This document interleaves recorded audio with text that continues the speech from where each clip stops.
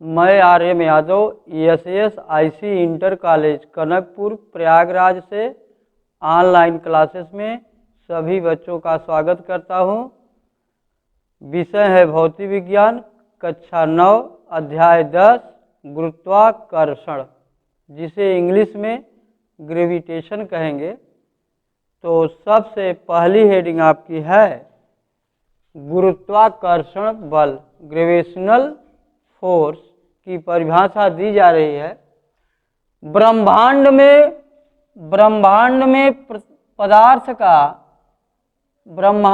पदार्थ का प्रत्येक कण दूसरे कण को द्रव्यमान के कारण अपनी ओर आकर्षित करता है। इस सर्वव्यापी आकर्षण बल को गुरुत्वाकर्षण बल कहते हैं। ब्रह्मांड में पदार्थ का प्रत्येक कण दूसरे कण को द्रव्यमान के कारण अपनी ओर आकर्षित करता है। इस सर्वव्यापी आकर्षण बल को गुरुत्वाकर्षण बल कहते हैं। दूसरी हेडिंग है अभिकेंद्र बल, सेंट्रीपिटल फोर्स। वृत्तीय पथ पर गति करते हुए कण पर एक ही बल कार्य करता है, जिसकी दिशा सदैव वृत्तीय पथ के केंद्र की ओर होती है। इस बल को अभिकेंद्र बल कहते हैं। वृत्तीय पथ पर गति करते कण पर एक बल कार्य करता है, जिसकी दिशा सदैव वृत्तीय पथ के केंद्र की ओर होती है। इस बल को अभिकेंद्र बल कहते हैं। तीसरी हेडिंग है ग्रह, प्लैनेट। वे आकाशीय पिंड जो सूर्य के परितः निश्चित दीर्घवृत्तीय कक्षा में घूमते हैं, ग्रह कहलाते हैं। वे आकाशीय पिंड जो सूर्य के परितः निश्चित दीर्घवृत्तीय कक्षा में घूमते हैं, ग्रह कहलाते हैं। जैसे उदाहरण के लिए पृथ्वी, बुध, मंगल आदि ग्रह सूर्य के परितः निश्चित कक्षाओं में घूमते हैं। उपग्रह है वे आकाशीय पिंड जो ग्रहों के चारों ओर एक निश्चित कक्षा में परिक्रमण करते हैं, उपग्रह कहलाते हैं। उदाहरण है चंद्रमा। चंद्रमा पृथ्वी का एक उपग्रह है। अगली हेडिंग है गुरुत्वाकर्षण का सार्वत्रिक नियम, यूनिवर्सल लॉ ऑफ ग्रेविटेशन। यहाँ पे आपके दो पिंड लिए गए हैं। पहले पिंड का नाम ए है, दूसरे पिंड का नाम बी है।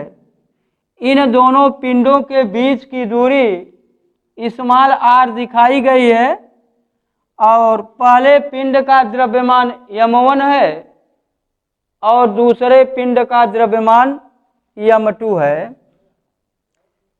किन्हीं दो पिंडों के बीच कार्यरत गुरुत्वाकर्षण बल उनके द्रव्यमानों के गुणनफल के अनुक्रमानुपाती तथा उनके बीच की दूरी के वर्ग के व्युत्क्रमानुपाती होता है। यह बल दोनों पिंडों को मिलाने वाली रेखा की दिशा में लगता है। यह बल दोनों पिंडों को मिलाने वाली रेखा की दिशा में लगता है। यहाँ पे माना गया है कि यम1 तथा यम2 द्रव्यमान के दो पिंड परस्पर r दूरी पर स्थित हैं, तो न्यूटन के गुरुत्वाकर्षण नियम के अनुसार दोनों पिंडों के बीच कार्यरत गुरुत्वाकर्षण बल F proportional m1 into m2 होगा तथा F प्रोपोर्शनल 1/r²।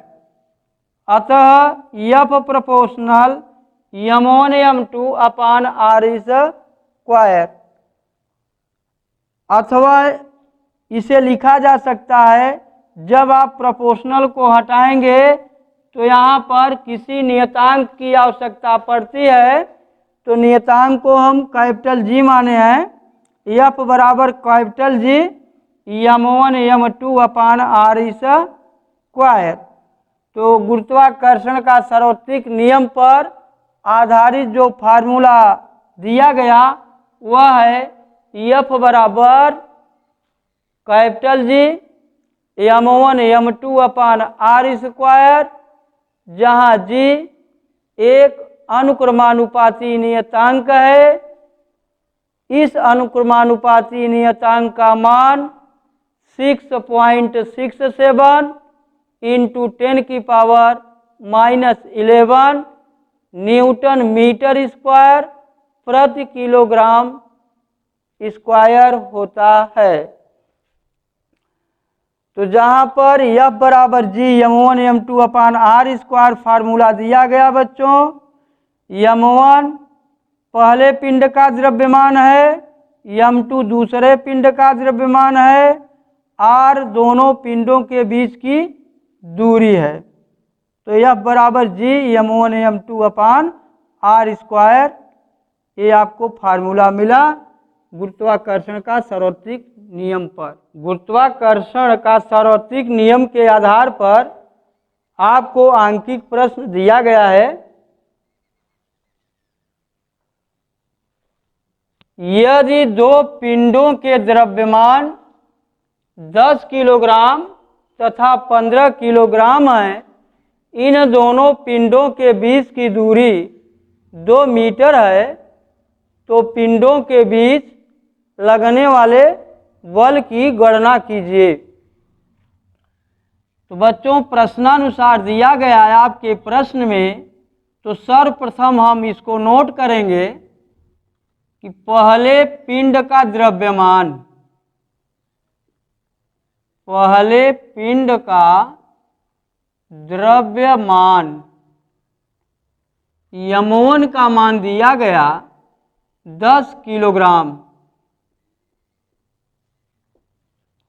फिर दूसरे पिंड का द्रव्यमान,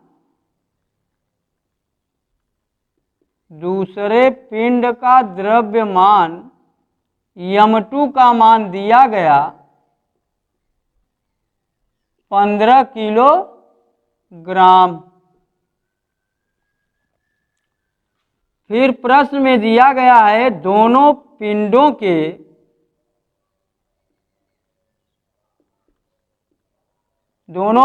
के बीच की दूरी, दोनों पिंडों के बीच की दूरी r बराबर दिया गया है 2 मीटर। दोनों पिंडों के बीच, दोनों पिंडों के बीच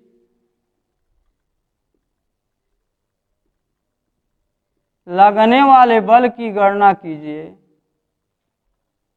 लगने वाले बल, हमें फोर्स को ज्ञात करना है। तो हम जानते हैं कि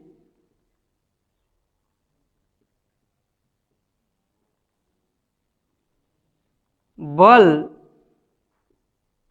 F बराबर capital G m1 m2 upon r square. दो पिंडों के बीच लगने वाला जो बल होगा F is equal to capital G m1 m2 upon r square. तो यहाँ पर जब बल का मान निकाला जाएगा तो कैपिटल G का मान यहाँ रखेंगे 6.67 इंटू 10⁻11। m1 का मान 10 है, m2 का मान 15 है, अपान r स्क्वायर। दो का यहाँ हम वर्क कर देंगे तो बच्चों ये मिलेगा 6.67 इंटू 15⁻150 होगा इंटू 10⁻11 पूरे के बटे 2 दूनी 4 हुआ। इसका मल्टीप्लाई कराएंगे, जीरो उतारेंगे। 6.67 में आप 150 का गुणा कराइए तो देखिए 0 0 0 हुआ, 5 सते 35 की 5 हासिल लगा 3, 5 छंग 30 और 3 33 की 3 हासिल लगा 3, 5 छंग 30 3 33, 1 सत्ते 7 1 छक्के 6 1 छक्के 6 0 5 7 3 10 हासिल लगा 1, 6 3 9 1 10 हासिल लगा 1, 6 3 9 1 10। यहाँ पे 2 अंक पे लग जाएगा दशमलव। तो आ रहा है यहाँ पे 1000.50 इंटू 10⁻11 बटे 4। अब इसको हम काटेंगे। 4 दूनी 8, 2 से 20 हुआ, 4 पंचे 20, 4 शून्य 0, 4 कन्नम 4, 10 हुआ, 4 दूनी 8, फिर 4 पंचे 20 इंटू 10⁻11।